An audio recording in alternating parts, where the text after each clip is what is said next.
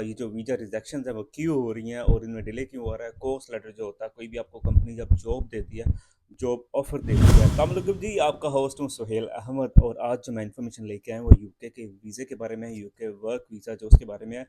आजकल लोग बहुत सारे परेशान हैं क्योंकि बहुत सारी वीज़ा रिजेक्शंस आ रही हैं और उसके बारे में लोग परेशान हैं। ये जो वीज़ा रिजेक्शंस है वो क्यों हो रही हैं और इनमें डिले क्यों हो रहा है। कोर्स लेटर जो होता है, कोई भी आपको कंपनी जब जॉब देती है, जॉब ऑफर देती है, तो उसकी कंफर्मेशन का एक लेटर निकालते हैं, उसमें डिले क्यों आ रहा है। इस सारी चीज़ों के जो सवाल हैं आपको मेरी इस वीडियो में मिलेंगे। सबसे इंपॉर्टेंट चीज़ जो इसके अंदर ये है कि जी वीज़ा जो है वो रिजेक्ट क्यों हो रहे हैं।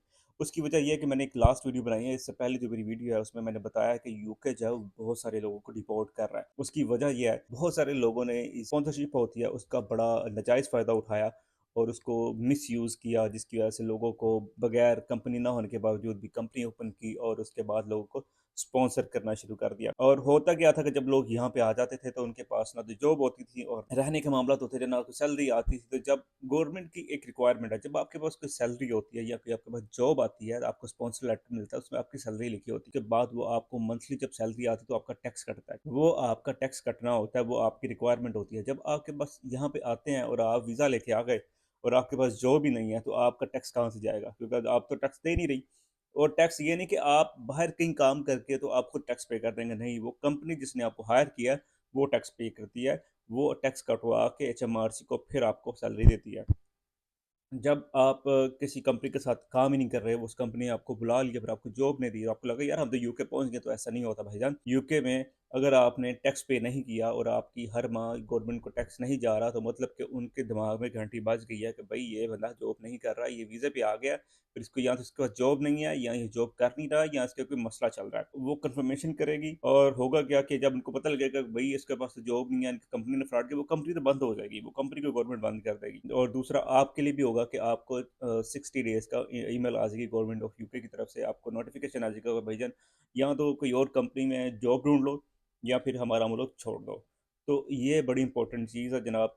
इस वजह से यूके गवर्नमेंट को जब ये सारी चीज़ें पता लगी, तो जब न्यू गवर्नमेंट आई है तो उसने इस चीज़ से बड़ा काम शुरू कर दिया, बड़ी ज़ोरदार से काम शुरू कर दिया और सारी कंपनियों का चेक एंड बैलेंस किया जा रहा है। जो कंपनी फ्रॉड्स हैं उनको बंद किया जा रहा है। इसी तरह से जो कंपनी फ्रॉड्स करके बैठी हुई थी और उनको लोगों से पैसे लेके, कई ऐसे भी करते हैं कि आपको जॉब दे देते हैं और कहते हैं कि भजन आपने कैश पे काम करके हमें पैसे देते जाना है, हम आपको टैक्स पे करते जाएंगे आपका और हम आपको लीगली करा देंगे। पर ऐसा नहीं होता, ये रॉन्ग है, ठीक है, क्योंकि कभी ना कभी कंपनी पकड़ी जाती है, तो इसलिए ऐसा ना कीजिए। अब वो गवर्नमेंट ने सारी चीज़ें जो है वो पढ़ ली कि ये मामला हो रहे हैं। जब गवर्नमेंट को इन सारी चीज़ों का अंदाज़ा हो गया कि ये गेमें चल रही हैं, तो गवर्नमेंट ने उन पे फोकस करना शुरू कर दिया। अब गवर्नमेंट इन सारे जो कंपनीज़ हैं इनका पता कर रही है, इन्हें देख रही है, चेक एंड बैलेंस कर रही है, जाके विज़िट कर रही है कि भाई बंदे काम कर रहे हैं, बंदे कितने काम कर रहे हैं, किसको टैक्स आ रहा है, ये बंदा कहाँ पे है, ये वीज़ा इसको इश्यू हुआ हुआ है, ये कहाँ पे है।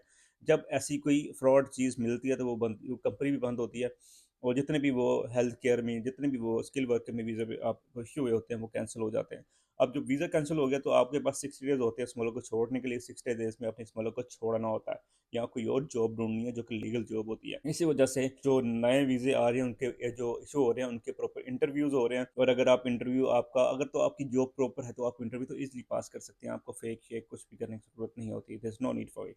बट अगर आपका वीज़ा ही 2 नंबर है और आपको वो कंपनी फ्रॉड है, तो आपको वो डिटेल ही नहीं बता रही वो प्रॉपर, तो आप इंटरव्यू में ऑब्वियसली फेल हो जाते हैं। जब आप इंटरव्यू में फेल होते हैं तो आपका वीज़ा रिजेक्ट हो जाता है। इंटरव्यू की कॉल ही आपको तब आती है जब आप पे उनके शक होता है। तो देखें, आप कहीं भी काम करें, पैसे दे के वीज़ा खरीदने वाला काम बिल्कुल ना करें। आप देखें, अगर आप बहुत काबिल अपने आप को समझते हैं तो ऑनलाइन अप्लाई करें। बस प्रॉपर एक लीगल जॉब हो तो आपको वीज़ा मिल जाता है।